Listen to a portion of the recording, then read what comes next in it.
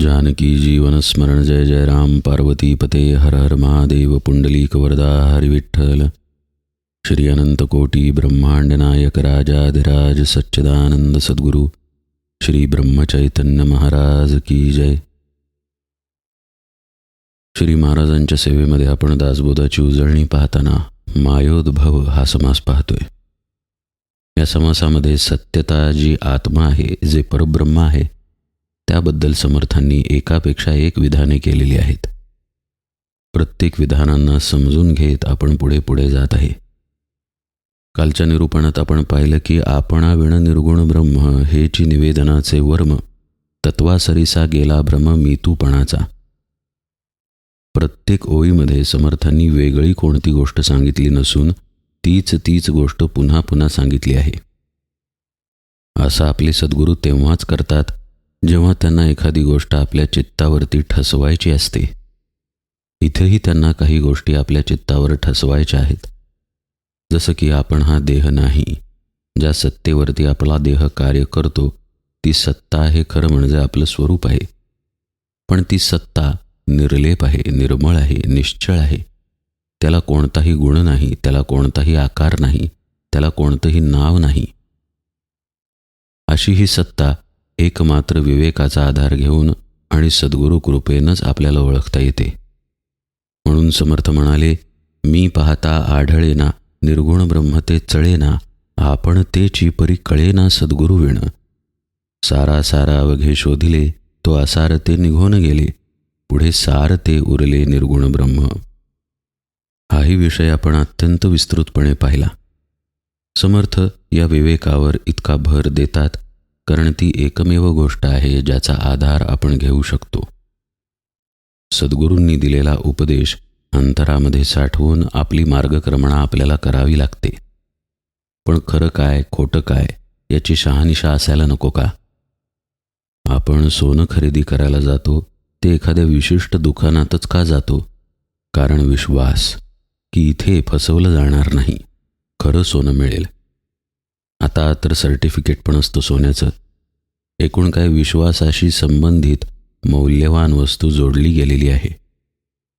आता नरदेहामध्ये सगळ्यात मौल्यवान तर स्वरूप आहे, मग त्या बाबतीत विश्वासानं उपदेश घ्यायला नको का? विवेक विचार पुस्तकांमध्ये आहेच की, पण सद्गुरू त्या अवस्थेमध्ये आहेत जी अवस्था आत्मस्थितीची आहे। त्या अवस्थेतून जेव्हा ते विवेक विचार सांगतात तेव्हा आपल्या लक्षात येतं की हे ते आहे जे आपण समजत होतो ते नाही। समर्थ म्हणतात, आधी ब्रह्म निरोपिले, तेची सकळांमध्ये व्यापिले, सकळ अवघेची नासले, उरले ते केवळ ब्रह्म।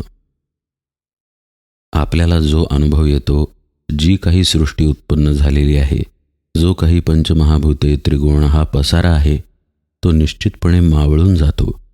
पण समर्थ म्हणतात ते ब्रह्म मात्र तसंच्या तसं राहतं। त्याचं असलेपण, त्याचं अस्तित्व कुठेही जात नाही। हेही तुम्हाला सांगितलं असं समर्थ सांगतात आणि परत विवेकाकडे वळतात। म्हणजे समर्थांचा हा उपदेश पहा, एखादी गोष्ट ठसवण्याची पद्धत पहा। विवेकाचं महत्त्व, सद्गुरूंचं महत्त्व, पुन्हा विवेकाचं महत्त्व, पुन्हा ब्रह्माबद्दल सांगणं, पुन्हा आपल्या अशाश्वततेबद्दलही सांगणं, म्हणजेच सृष्टीच्या म्हणजेच तत्वांच्या, मग तत्वझाडाचं महत्त्व सांगणं, तत्वझाडा सांगून झाल्यानंतर पुन्हा विवेकाचं किंवा सद्गुरूंचं महत्त्व सांगणं आणि परत ब्रह्माबद्दल बोलणं। एवढं करून झाल्यानंतरही पुन्हा ते विवेकाला स्पर्श करतात। होता विवेके संहार, तेथे निवडे सारासार, आपला आपणासी विचार ठाई पडे।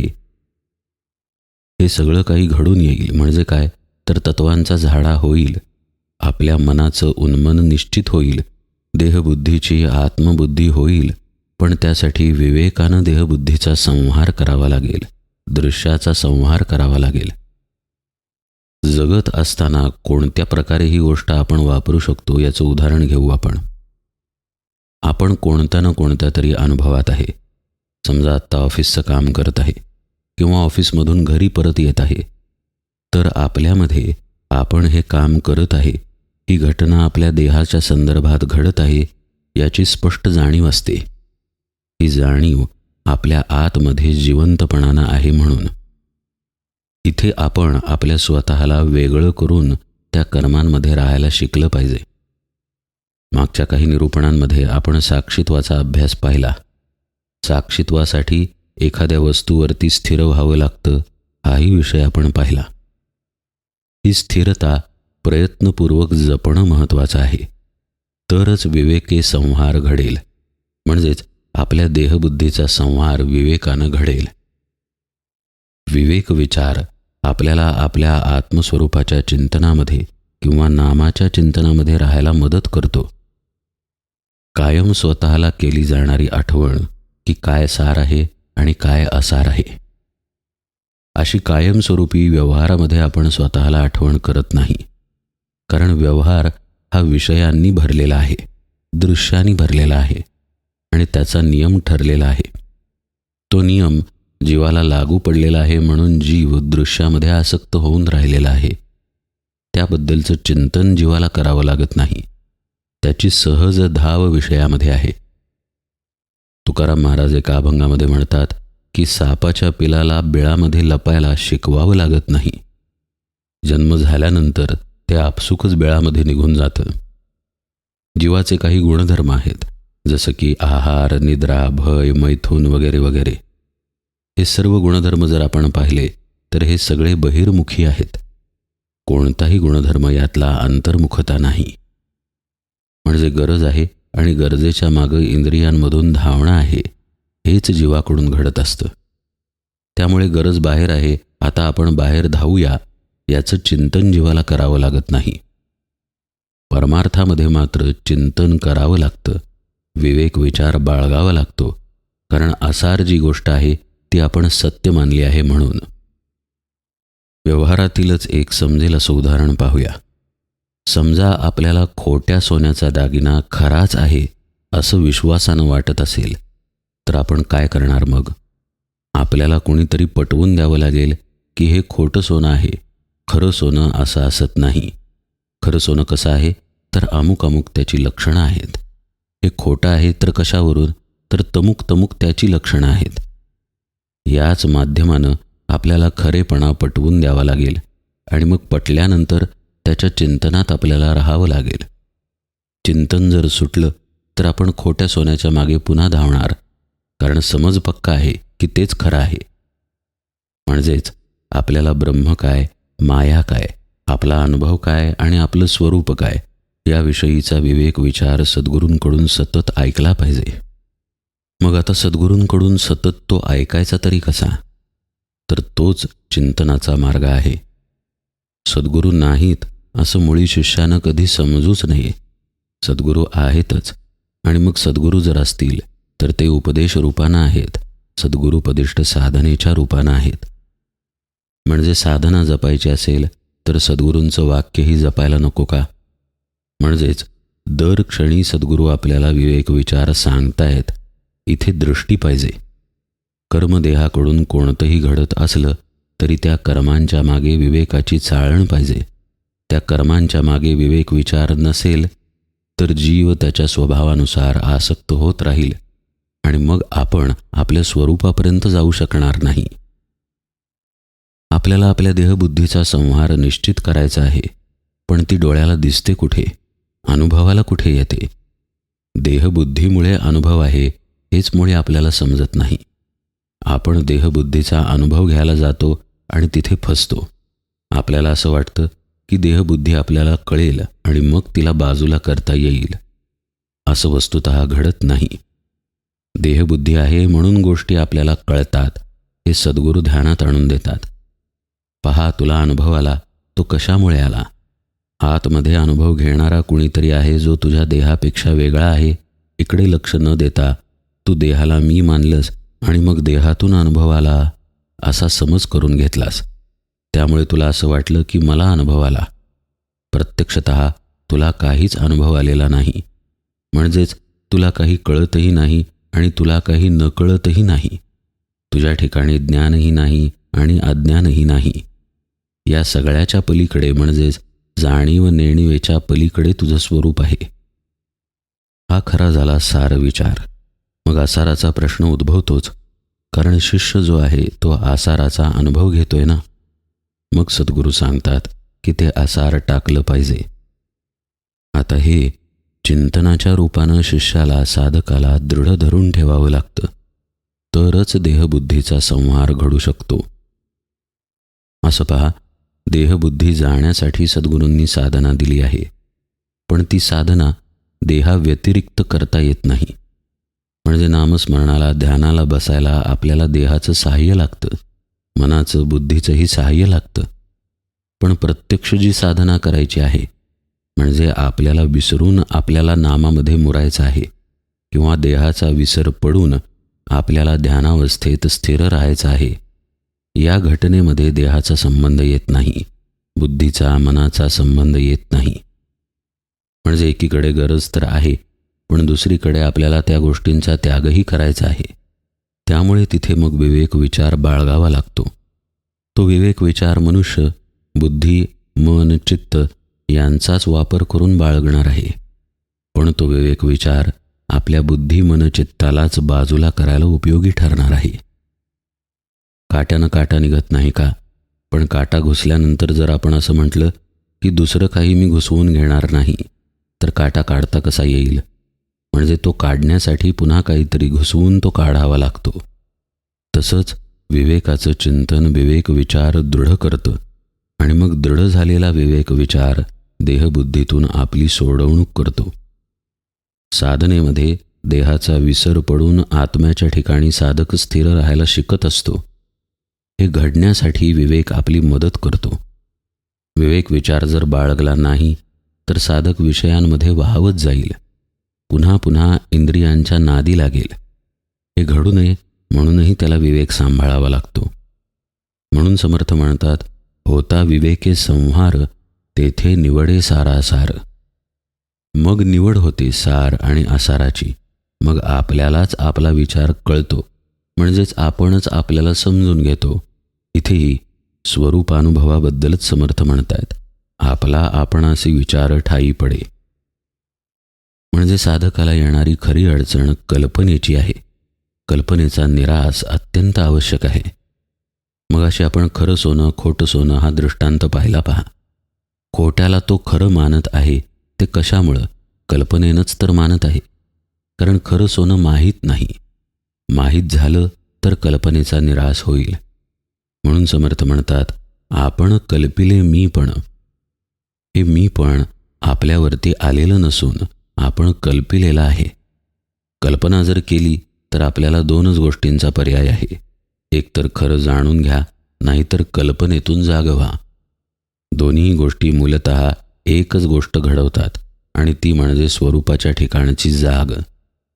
हे कल्पिलेलं मी पण मग समर्थ म्हणतायत शिष्याला शोधायला सद्गुरू शिकवतात. कुणालाही विचारलं की मीचा अनुभव आहे का, तर होकारार्थीच मान हलेल. मीचा अनुभव नाही असं कुणी म्हणणार नाही. पण मग जर आपल्याला कोणी असं विचारलं की तुझ्याबद्दल तू सांग, पण तुझं नाव सांगायचं नाही, तू कुठला आहेस, तुझं गाव वगैरे ते सांगायचं नाही, तू स्त्री का पुरुष ते सांगायचं नाही, तू मनुष्य की आणि कोणी ते सांगायचं नाही, पण तू कोण हे मात्र सांगायचं, तर आपण काही बोलू शकणार नाही. कारण या व्यतिरिक्त सुद्धा आपल्याला आपण असल्याचा अनुभव आहे, पण त्याला काय नाव द्यायचं, ते नक्की काय हे आपल्याला माहीत नाही. सद्गुरू ह्याचाच शोध घ्यायला शिकवतात. तुला असं वाटतं ना की तू आहेस, तर त्याचा शोध घे की तो कुठे आहे. आपण आहे म्हणजे आपलं हे नाव म्हणजे आपण आहे का, तर ते आपल्याला कोणीतरी दिलेलं आहे म्हणून आहे. आज राम म्हणून आपल्याला कोणी ओळखतं. समजा कृष्ण नाम दिलं असतं तर कृष्ण म्हणून ओळखलं असतं. म्हणजे ती काही आपली खरी ओळख नाही. बरं, देह हा तरी खरी ओळख आहे का, तर तोही बदलत जातोय. तीही खरी ओळख मानता येणार नाही. आत्ता एक प्रकारे देह भासत आहे, तर नंतर वेगळ्या प्रकारे भासेल, आणि आत्ता जसा भासत आहे तसा काल कुठे होता. तसंच प्रत्येक गोष्टीबाबत आहे. मग आपलं मन, आपली बुद्धी, आपलं चित्त, हे सगळं काही आपण नाही हे सद्गुरू ध्यानात आणून देतात. म्हणजेच मग ते मीचा शोध घ्यायला सांगतात. हे सगळं जरी बाजूला केलं तरी आपण आहोत ही वस्तुस्थिती शिल्लक राहतेच. म्हणून समर्थ म्हणतात, आपण जे कल्पिलेलं मी पण आहे ते मीपणाचा शोध घेतल्यानंतर निघून जातं. आपण कल्पिले मीपण शोधिता नुरे जाण. भ्रमाचा शोध घेतल्यानंतर निघून जातो, इतकं साधं तत्वज्ञान समर्थ आपल्याला सांगतायत. पण आपण हा शोध घ्यायला जात नाही, कारण आपण भ्रमाला सत्यत्व दिलंय म्हणून. समर्थ म्हणतात, मी पण गेलिया निर्गुण आत्मा स्वये. तिथे तो आहेच, गरज आहे फक्त पडदा बाजूला करण्याची. दिवस आहेच ना, मग सूर्याला आत बोलवायची गरज नाही. पडदा बाजूला केला की सूर्यप्रकाश तिथेही आहे आणि इथेही आहे. असाच आत्मसाक्षात्कार आहे. आता एवढं सांगून झाल्यानंतरही पूर्वीच केलेल्या उपदेशाची पुनरावृत्ती पुन्हा एकदा समर्थ करतात. जालिया तत्वाचे निरसन निर्गुण आत्मा तोची आपण, का दाखवावे मीपण तत्वनिर्शना उपरी. एकदा आता कळल्यानंतर पुन्हा त्या मार्गाला जाऊ नका असं स्पष्टपणे समर्थ म्हणतात. निदान आपल्याला वृत्ती तरी धारण करता आली पाहिजे की आपण देह नाही. बळेची स्वरूपाकार होणे या नाव साधक असं समर्थ म्हणतात पहा. स्वरूपाचा अनुभव नाही, निश्चितच नाही, म्हणून तर सद्गुरूंना शरण गेला आहे. पण सद्गुरूंनी सांगितल्यानंतर आता तो भाव धारण करायला काय अडचण आहे? जर विश्वास असेल तर तो भाव जसा धारण करता येतो, तसं जर आत्ता हे पटलं की तत्व निरसन झाल्यानंतर उरणारं निर्गुण परब्रह्म म्हणजेच आपला आत्मा तेवढा खरा आहे, तर मग आता समर्थ म्हणतायत की का दाखवावे मीपण तत्वनिर्शना उपरी. याचे दोन अर्थ आहेत. एक म्हणजे पुन्हा मीपणानं तत्वांमध्ये सापडू नये. मी कोण आहे हे सद्गुरूंकडून जर ओळखून घेतलेलं आहे तर त्याच्या चिंतनामध्ये, त्याच्या विवेकात राहण्याचा अभ्यास करावा. आणि दुसरा अर्थ असा की तत्वांचा निराश झाल्यानंतर देहाचा जो मीपणा आहे तो द्वैतानं दाखवता येत नाही, कारण तिथे द्वैत शिल्लक राहत नाही. द्वैत गेलं तर आता तिथं मीपणा ओळखायला कुठे राहिला वेगळा मी? सगळाच तर एक निर्गुण स्वरूप आत्मा शिल्लक राहिला. म्हणून मग मीपणाला वेगळी अशी जागा राहिली नाही. समर्थ म्हणतात, तत्वांमध्ये मीपण गेले तरी निर्गुण सहजची उरले. सोहम भावे प्रत्यया आले आत्मनिवेदन. पहा, विषय शेवटी भावाकडे आलाच. हा भाव धारण करणं, विवेक धारण करणं, चिंतनामध्ये राहणं हे सद्गुरूंशिवाय केवळ अशक्य आहे. समर्थ म्हणतायत, सोहमचा साक्षात प्रत्यय साधकाला येतो, पण त्यासाठी तत्वांचं निरसन व्हावं लागतं. आणि इथे एकाचं निरसन झालं की दुसऱ्याचं आपोआपच घडतं. तत्वांचं निरसन झालं की तिथे मीपणा राहतच नाही, किंवा मीपणाचं निरसन झालं की तत्वांचं निरसनही तिथं घडूनच येतं. मग जर एवढं झाल्यानंतर केवळ आत्माच शिल्लक राहत असेल तर सोहम म्हणजे तोच आत्मा मी आहे याची साक्षात अनुभूती साधकाला येते. आता साधकाला येते म्हणजे देहाच्या, मनाच्या, बुद्धीच्या अंगाने येत नाही, जाणीवेच्या, शुद्ध जाणीवेच्या अंगाने येते. कळतंच की आपण ते आहोत. आणि हे कळणं अनुभवाच्या पुढचं असतं, अद्वैत स्थितीतील असतं, वेगळेपणानं कळलेलं असत नाही. आत्मनिवेदन होता देवा भक्तासी ऐक्यता. पहा, वेगळेपण असत नाही, तेच समर्थ म्हणतायत. देवा भक्ताचं ऐक्य तिथे आहे. साचार भक्त विभक्तता सांडून झाला. ही ऐक्यता कशी घडली तर विभक्तता भक्तानं सांडली आणि प्रत्यक्ष परमात्म्याशी तो एकरूप झाला. आता इथे हा परमात्मा आणि भक्त वेगळे म्हणून उरले नाहीत. भक्तालाच कळून आलं की आपणच ते आहोत. सहा अहम. निर्गुणासी नाही जन्म मरण, निर्गुणासी नाही पाप पुण्य, निर्गुणी अनन्य होता आपण मुक्त झाला. किती छान सांगितलं पहा समर्थांनी. निर्गुणाची जी स्थिती आहे तीच आता त्याची स्थिती झाली. लक्षात घ्या बरं का, त्याचा देह कुठेही गेलेला नाही, पण त्याची स्थिती मात्र बदलली. त्याला हे आतच कळून आलं की आपण आत्मा म्हणजेच साक्षात सोहमची प्रचिती आल्यानंतर तो मुक्तच झाला नाही का?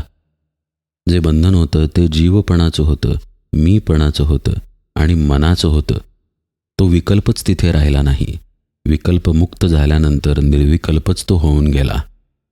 मी जीव मज बंधन मज आहे जन्म मरण, आता तिथं ते राहिलं नाही.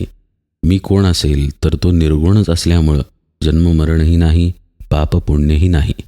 निर्गुणी अनन्य होता आपण मुक्त झाला. समर्थ म्हणतात समासाच्या शेवटी शेवटी तत्वी वेटाळून घेतला, प्राणी संशये गुंडाळला, आपण आसी आपण भुलला कोहम म्हणे. आपली स्थिती समर्थांनी सांगितली आहे की आपल्याला आपली जाणीव असत नाही. आपण कोण असं आपण म्हणतो. कोहम कारण तत्वांनी वेटाळून घेतलेलं आहे. ते वेटाळून घेतलंय कारण त्या तत्वांमध्येच तर जीव पडलेला आहे ना. मग आजूबाजूला सगळे तेच पदार्थ असतील तर त्यापैकीच आपण एक असं जीवाला वाटायला लागतं.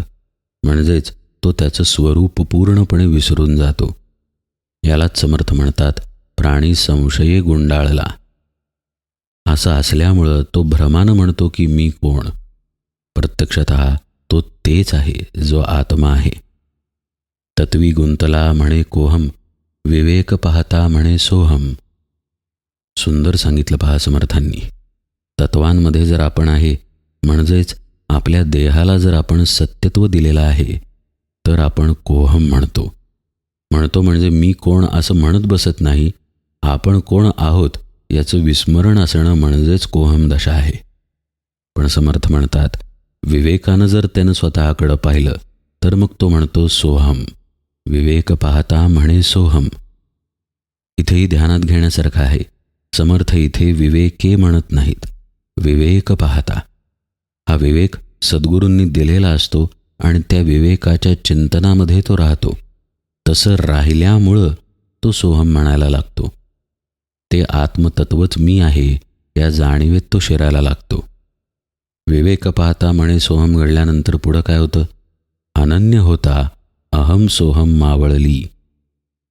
या अभ्यासानं जेव्हा त्याला अनन्यता प्राप्त होते म्हणजे सोहमची जर फोड केली तर 6 अहम असे शब्द येत असतील तर तो अभ्यास करताना 6 अहम म्हणतोय. हा अहमसुद्धा गळून पडतो जेव्हा खरी अनन्यता साधते. मग तिथे केवळ 6 राहिला म्हणजे तो आत्माच तिथे राहिला. यालाच मग अहम आणि सोहम गळून पडणं म्हणतात. हे दोन्हीही मावळून जातं आणि तिथे अनन्यता घडून साधक आत्मस्वरूपाकार होऊन जातो. या उपरी उर्वरित तेची स्वरूप संत. हे जे आत्मस्वरूपाकार होऊन राहणं आहे अहम सोहम मावळल्यानंतर ती स्थिती संतांची असते. ते देहामध्ये असतात पण देहामध्ये असत नाहीत. देही असोनी देहातीत जाणीजे ऐसा. यापेक्षा समर्थांनी आणखी किती स्पष्टपणे सांगायचं. स्वरूपाबद्दल, ज्ञानाबद्दल, भ्रमाबद्दल, मायेबद्दल, साधनेबद्दल, विवेकाबद्दल आणि अर्थातच सद्गुरु कृपेबद्दल. समासाच्या शेवटी समर्थ म्हणतात संदेहवृत्ती तेन भंगे, म्हणून बोलिलेची बोलावे लागे. आम्हासी हे घडले प्रसंगे, श्रोती क्षमा करावे. त्यांचं असं म्हणणं आहे साधकापाशी जो संशय आहे तो एकदम जात नाही. आपण निरूपणात अनेकदा पाहिले पहा. आपल्याला सद्गुरूंनी सांगितलं आणि ते झालंच असं घडत असतं तर पुन्हा पुन्हा उपदेश करावा लागला नसता. समर्थही तेच सांगतायत की संशय एकदम जात नसल्यामुळं तेच पुन्हा पुन्हा सांगावं लागतं. पुन्हा पुन्हा ब्रह्म म्हणजे काय, विवेक म्हणजे काय हे सांगायचं. जीवभाव सांगायचा, परत ब्रह्माबद्दल सांगायचं, परत साधनेबद्दल सांगायचं. असं पुन्हा पुन्हा करत राहायचं. म्हणून बोलिलेची बोलावे लागे. पण इथं शिष्याचंही कर्तव्य आहे की सद्गुरूंनी पुन्हा पुन्हा सांगितल्यानंतर ते पुन्हा पुन्हा आपण श्रवण करावं. म्हणून तर श्रवणाबद्दलही समर्थ म्हणतात सेविलेची सेवावे अन्न, प्यालेची प्यावे जीवन, तैसे श्रवण आणि मनन केलेची करावी. शिष्यानं साधकांना असा विचार करू नये की पुन्हा पुन्हा तेच का ऐकायचं. कदाचित कुणी असा विचार करतं म्हणूनच की काय समर्थ म्हणतात आम्हासी हे घडले प्रसंगे, श्रोती क्षमा करावे. समर्थांचे हे शब्द पाहिले की तुकाराम महाराजांचा अभंग आठवतो. लेकुराचे हित वाहे माऊलीचे चित्त, ऐसी कळवळ्याची जाती करी लाभाविण प्रीती. पोटी भार वाहे त्याचे सर्वस्वही साहे, तुका म्हणे माझे तुम्हा संतांवरी ओझे. अशाच प्रकारे कळवळ्यानं केलेला हा उपदेश आहे. समर्थांच्या प्रत्येक शब्दामधून त्यांची अपार करुणा दिसते, त्यांची कृपा प्रतिबिंबित होते. आपल्या कल्याणाची त्यांना किती तळमळ आहे हे दिसून येतं. पुन्हा पुन्हा आपल्याला उपदेश करून पुन्हा पुन्हा आपल्याला रस्त्यावरती आणतात. आपलं चिंतन जर आपण जागं ठेवलं तर त्या चिंतनाची तीव्रतासुद्धा पुन्हा पुन्हा केलेल्या या उपदेशानं वाढत जाईल, हे निश्चित. उजळणीमध्ये आता पुढचा समास आहे ब्रह्मनिरूपण. हा समास आपण यथावकाश पाहूया. आज निरूपण सेवेला इथेच विराम देतो. जानकी जीवन स्मरण जय जय राम.